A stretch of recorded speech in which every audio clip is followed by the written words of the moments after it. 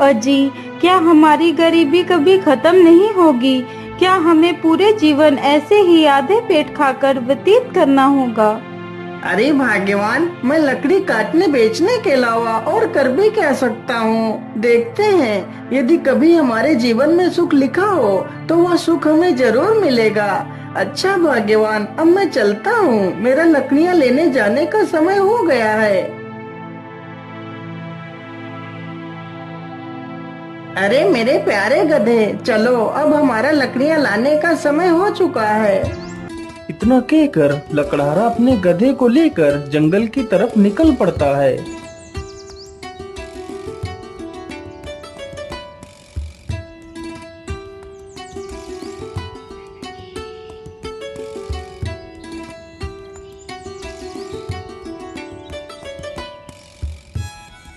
मेरे हिसाब से यही पेड़ ठीक रहेगा, चलो इसे ही काट लेता हूँ।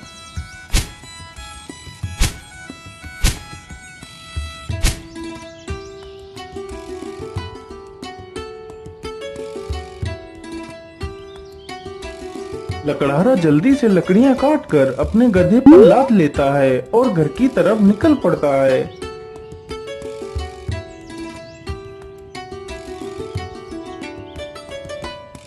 पानी, पानी, पानी, मेरी सहायता करो।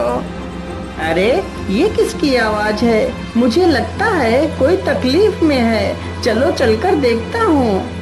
लकड़हारा जल्दी से उसी ओर जाने लगता है जिस ओर से वह आवाज आ रही थी। पानी, पानी, पानी, मेरी सहायता करो। अरे ये क्या? ये तो एक तोता है, लेकिन यह तो पूरी तरह जख्मी हो चुका है। मैं ऐसा करता हूँ, इसे भी अपने साथ ही ले चलता हूँ। लकड़हारा जल्दी से उस तोते को उठा लेता है और उसे भी अपने साथ ले जाता है।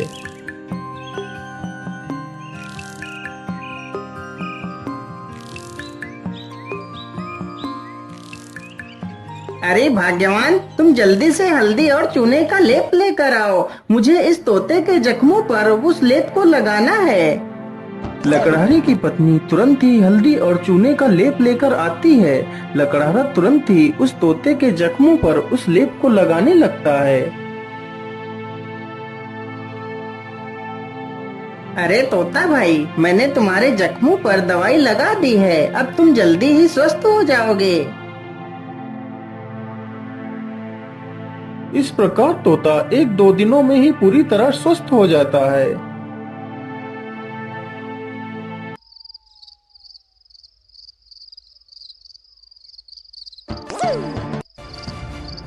चलो आज तो इसी झोपड़ी में ही चोरी कर लेता हूँ। हो सकता है इस झोपड़ी में ही मुझे कुछ काम की चीज मिल जाए।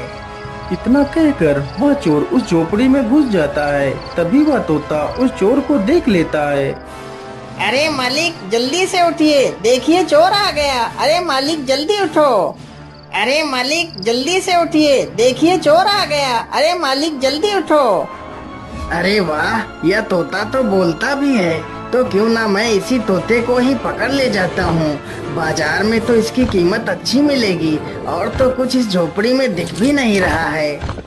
इतना सोचकर चोर तुरंत ही तोते का पिंजरा उठाता है और वहाँ से भाग जाता है।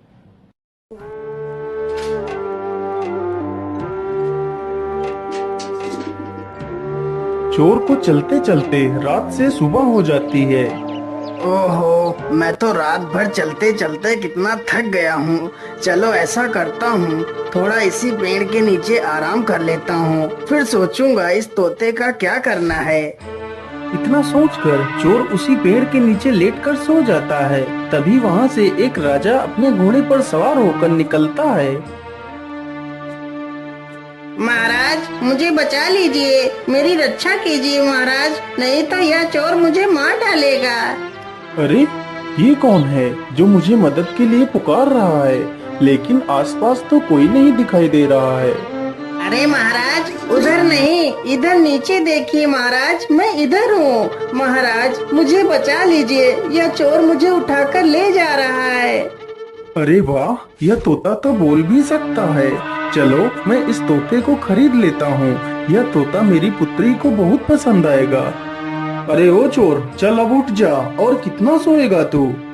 महाराज, मैंने कोई चोरी नहीं की, मुझे कुछ मत करना महाराज। नहीं नहीं, मैं तुम्हें कुछ नहीं करूँगा। तुम यह तोता मुझे दे दो, मैं तुम्हें इसके बदले 100 सोने की मोहरें दूंगा। राजा की यह बात सुनकर चोर बहुत खुश हो जाता है। लेकिन याद रहे, मैं तुम्हें ये मोहरें तभी दूंगा यदि तुम आज से चोरी करना छोड़ दोगे। यदि ऐसा नहीं किया तो मैं तुम्हें कारागार में डाल दूंगा। नहीं नहीं महाराज, मैं आज के बाद कोई चोरी नहीं करूँगा। राजा तुरंत ही उस चोर को 100 सोने की मोहरें दे देता है और तोते का पिंजरा लेकर वहाँ से चला जाता है।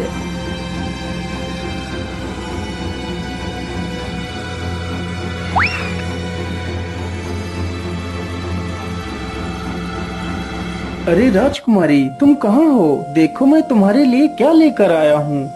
अरे पिताजी, यह तोता तो कितना सुंदर है। हाँ पुत्री, यह कोई ऐसा वैसा तोता नहीं है। यह तोता इंसानी भाषा को बोल और समझ सकता है। फिर तो यह एक अद्भुत तोता है। पिताजी, आज से मैं इस तोते को अपने साथ ही रखूंगी।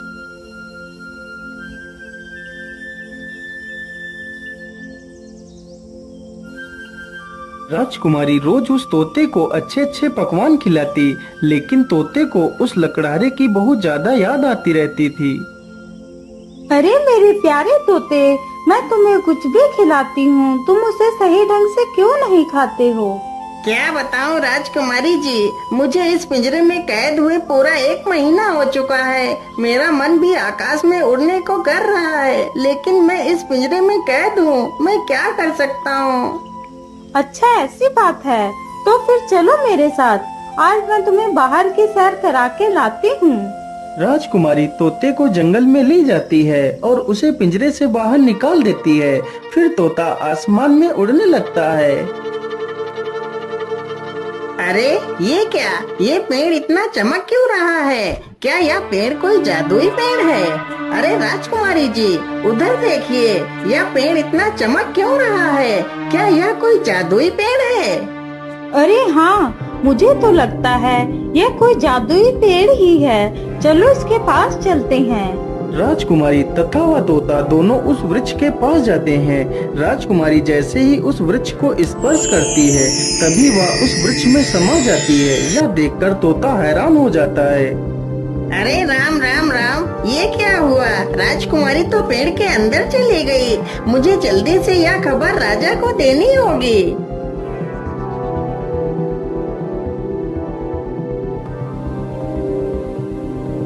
अरे ये मैं कहाँ आ गई? ये कौन सी जगह है? तभी एक बड़ा सा बाज राजकुमारी के सामने आकर खड़ा हो जाता है। अरे यह बाज तो कितना विशाल है। इतना बड़ा बाज तो मैंने आज तक नहीं देखा। तभी वह बाज राजकुमारी को अपने पंजे में दबाकर उड़ जाता है। अरे दुष्ट बाज, मुझे छोड़ दे, तू मुझे कहाँ ले जा रहा है? वह बाज राजकुमारी को एक गुफा के भीतर ले जाता है, जहाँ एक डायन खड़ी होती है।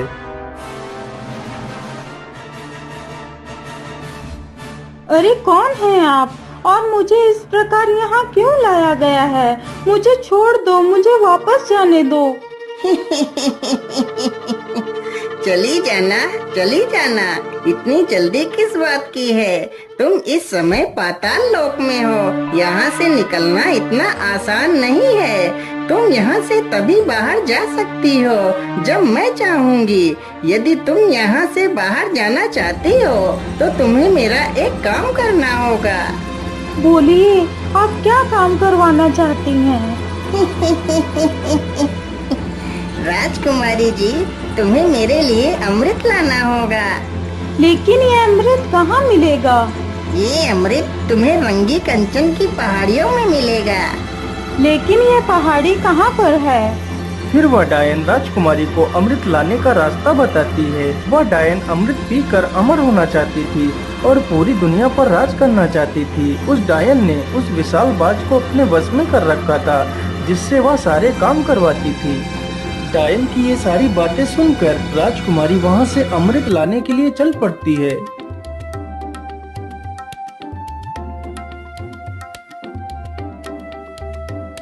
राजकुमारी अमृत ढूंढते ढूंढते उन्हीं पहाड़ियों पर पहुंच जाती है जहां पर अमृत था।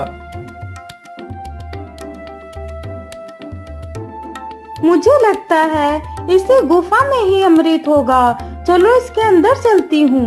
राजकुमारी जैसे ही गुफा के अंदर प्रवेश करने की कोशिश करती है, तभी एक जहरीला सर्प राजकुमारी को डस लेता है और राजकुमारी की वहीं पर मृत्यु हो जाती है।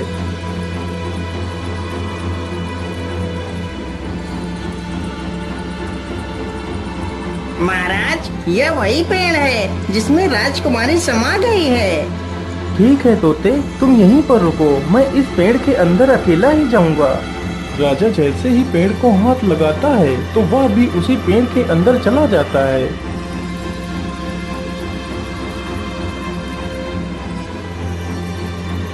तभी वही बाज फिर से आता है और राजा को भी उठाकर उसी डायन के पास ले जाता है।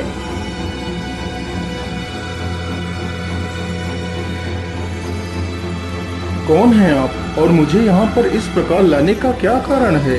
मेरी राजकुमारी कहाँ है? अरे महाराज, आप चिंता ना करिए, आप जल्दी ही अपनी राजकुमारी से मिलेंगे। उससे पहले आपको मेरा एक काम करना होगा।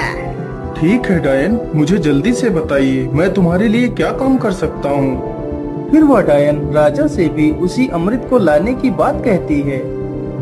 ठीक है डायन, मैं तुम्हें वह अमृत लाकर दे दूंगा, लेकिन मेरी पुत्री को कुछ नहीं होना चाहिए। इतना कहकर राजा अमृत लाने के लिए चल पड़ता है।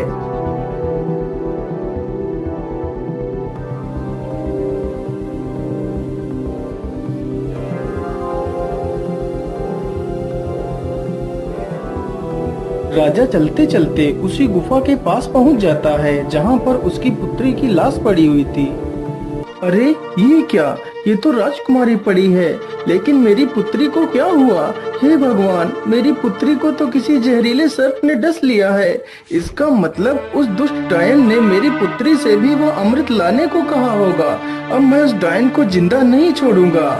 मुझे लगता है इस गुफा में कोई जहरीला सर्प भी है, मुझे ध्यान से आगे बढ़ना होगा। इतना कहकर राजा राजकुमारी को वहीं पर छोड़कर आगे बढ़ता है।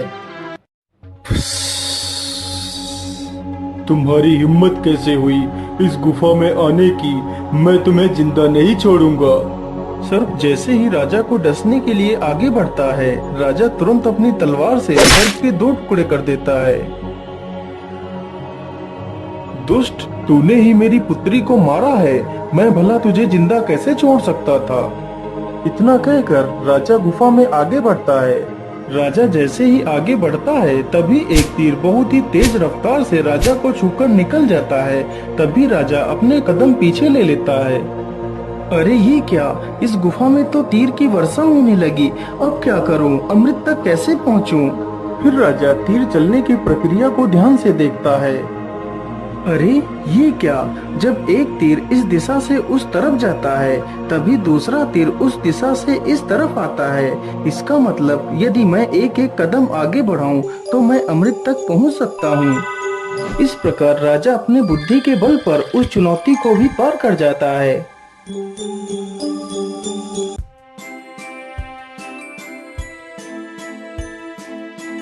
अरे वो रहा अमृत, चलो जल्दी से अमृत को ले लेता हूँ।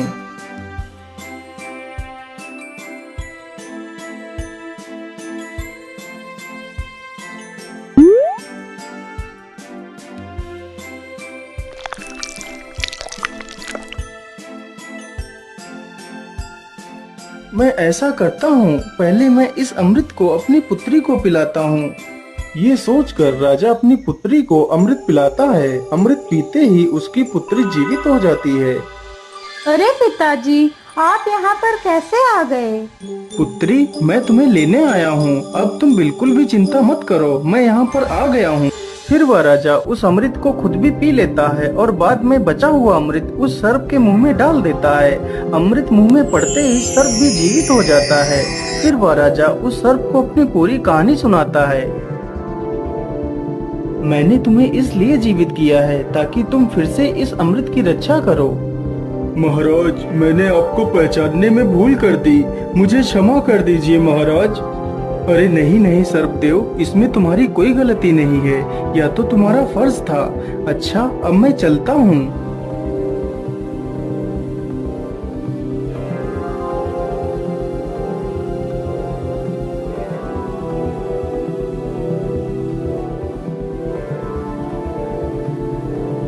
राजा उस बोतल में अमृत के स्थान पर एक तालाब से साधारण जल भर लेता है और डायन के पास पहुंच जाता है।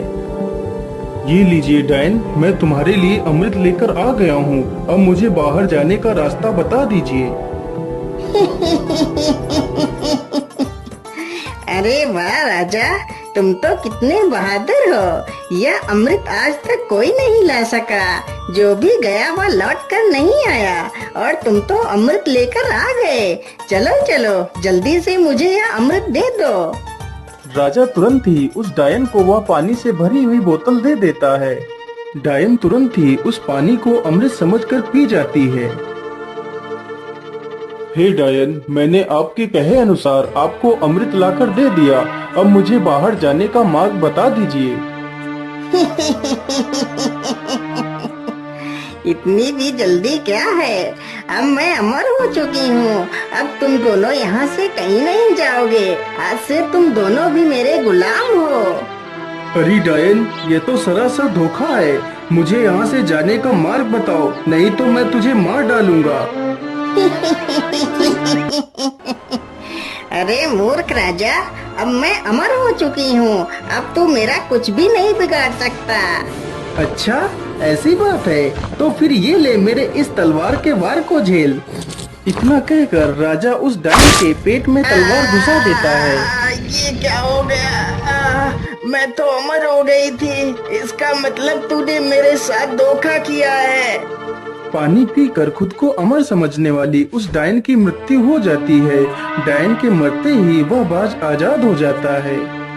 महाराज, आपकी जय हो। आप तो बहुत वीर और बुद्धिमान हैं। आपका बहुत बहुत धन्यवाद महाराज, जो आपने मुझे इस डायन की गुलामी से आजाद करा दिया।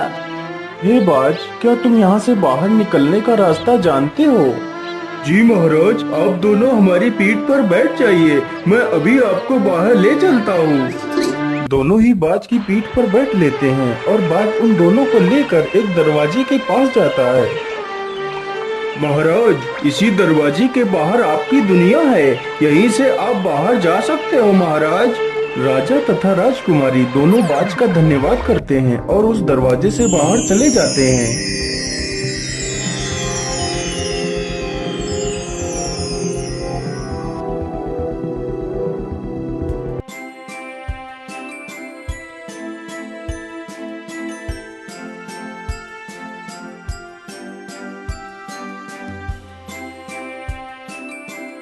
हे तोते, यदि आज तुम न होते तो मैं कभी भी अपनी पुत्री को नहीं पा सकता था।